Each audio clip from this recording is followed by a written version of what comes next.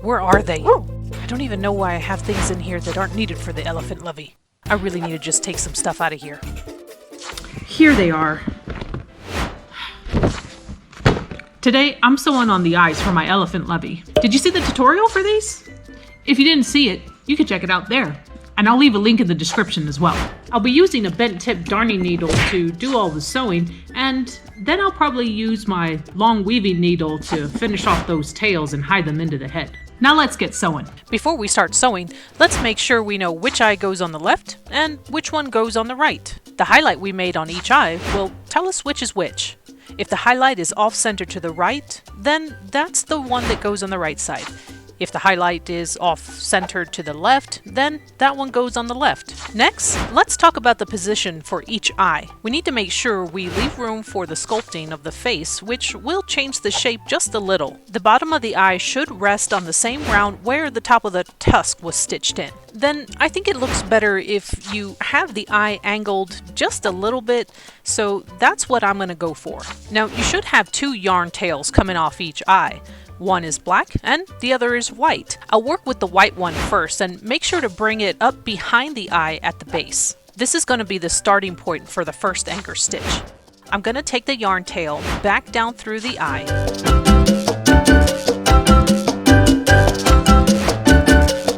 I'm going into the same round on the head where the top of the tusk was stitched in.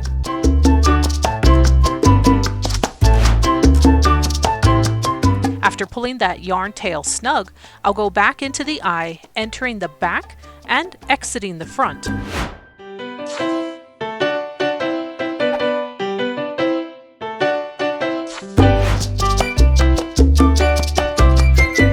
The first anchor stitch is done, but I'll check the position just to be sure it's a good place before moving on. Yep, it looks good. Time to make that second anchor stitch at the top of the eye. So I need to get my yarn tail through the eye before going into the head and towards the top of the eye.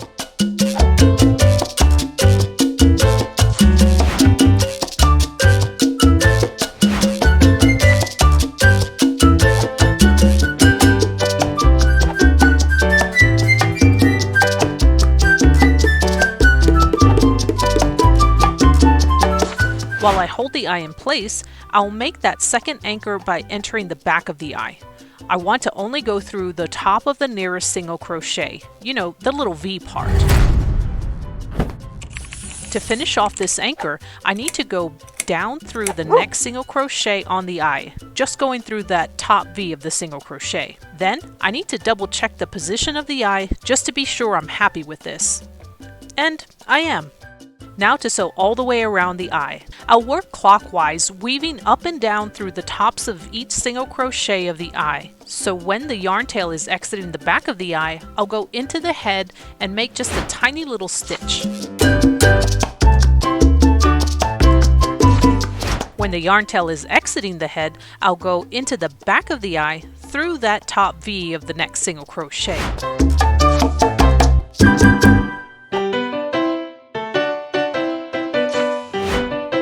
Then, back down through the next single crochet, just that top V, before going back into the head. I hope that makes sense. I like to make very tiny stitches when inserting my needle into the head. I'm also careful to go through stitches that are kind of directly underneath the eye, if that makes any sense. I see how the eye lays against the face, and I just try and go through the stitches that would allow the eye to stay in that same place or that position. I hope you know what I mean.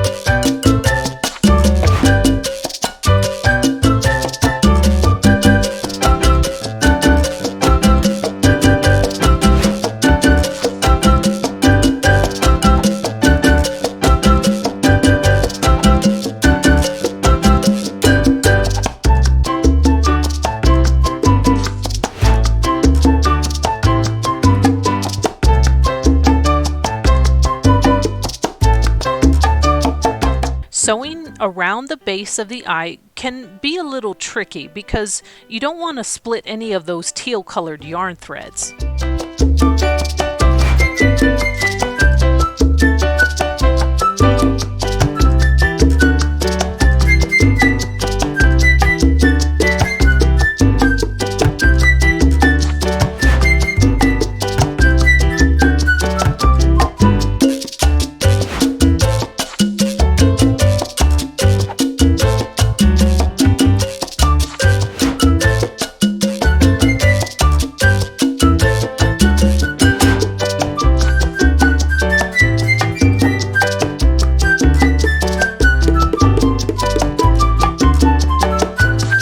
I'm also going to just go around this black yarn tail for now.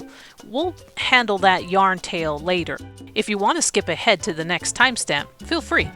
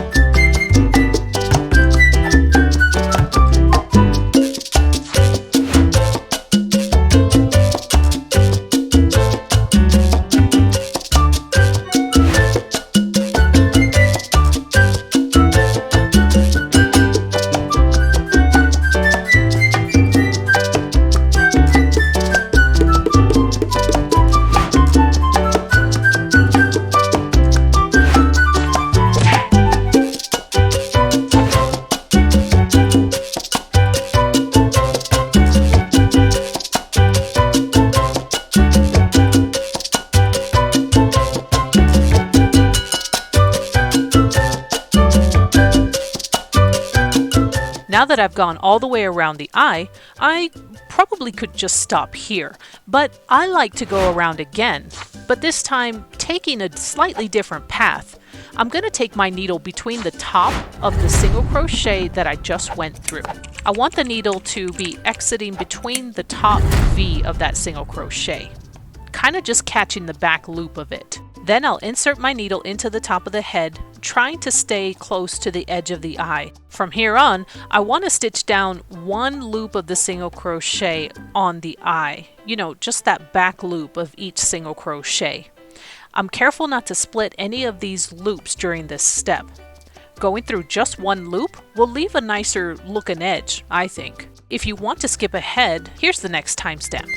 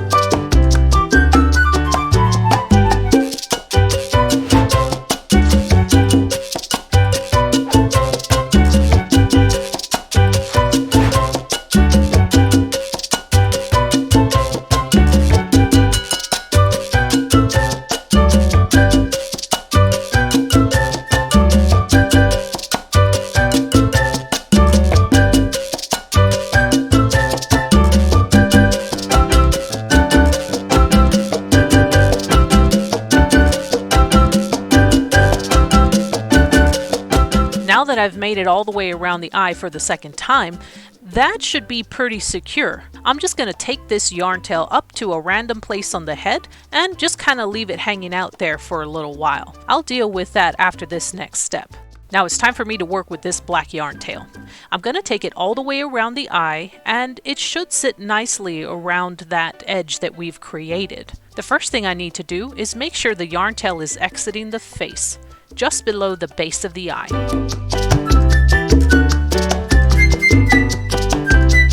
Then I'll take the yarn tail all the way around the eye, outlining the whole thing, before inserting my needle into the face just under the eye.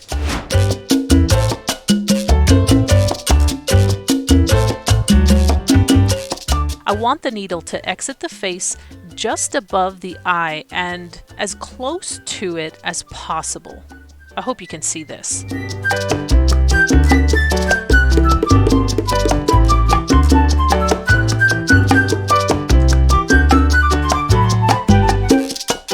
Now that black yarn tail is outlining the eye, it's not going to stay there by itself. We need to make a few anchors to hold it in place.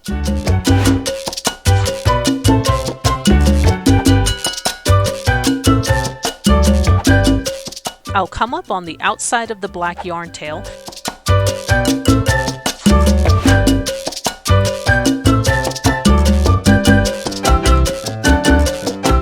and then catch it before going into the face and moving on to the next anchor.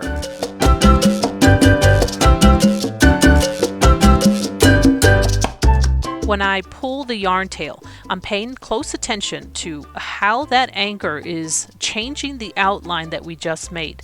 We don't want it to be sucked all the way into the eye. We want to just pull it snug enough so it's holding that outline in place. I hope that makes sense.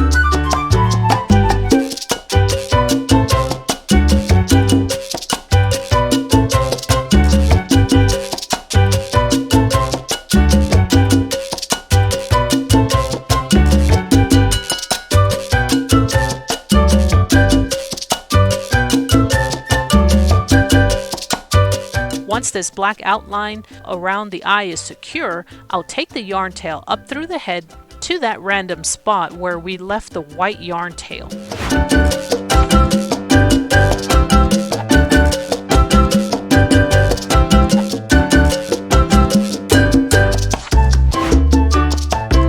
Then, I like to tie these two tails together and then weave them into the head. After tying the knot and weaving them in the first time, you can probably just cut off the rest and be done. But I like to just keep weaving these tails into the head so they become stuffing. I don't know about you, but I don't like having yarn scraps, and this is how I deal with that. That's one eye done. One more to go. Positioning the second eye can be tricky, but here's how I do it. First, I'll make sure that my white yarn tail is coming out of the base of the eye, just the way we did with the first one. Then, I'll line up the base of this eye with the same round where we stitched in the first eye, the same round where we made our anchor stitches for the top of the tusk. I'll make an anchor stitch to hold the position and then take the yarn tail towards the top of the eye to make that second anchor.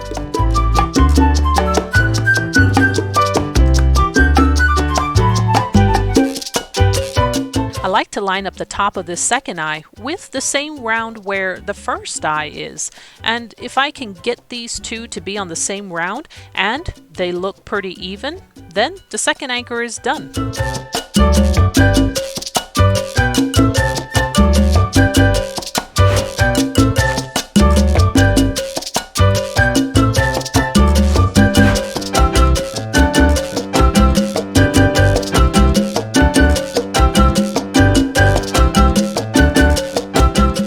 check the position and compare it to the first die just to make sure everything looks symmetrical and aligned before moving on. The bottoms of the eyes should be pretty much on the same round, stitched into the same round, and the top of each eye should also be stitched into the same round. If everything looks good, I can sew around this second eye just like I did the first one. When I'm done sewing everything, I like to fluff up the head just in case I pulled some of those yarn tails a little bit too much. When I weave the yarn tails into the head, sometimes it pulls the stitches a little funny, and fluffing it gets rid of all that. So this is what I have, and I think it's cute. I really like how outlining the eyes with that black yarn tail makes them pop. The face might look a little odd right now, but we're gonna do some sculpting to shape things up a little bit. So it's gonna bring in the eyes a little bit closer, and then we might even do some cheeks. What do you think of this little guy? Let me know in the comments. If you want to know when the pattern for this elephant lovey will be available, you can sign up for my newsletter.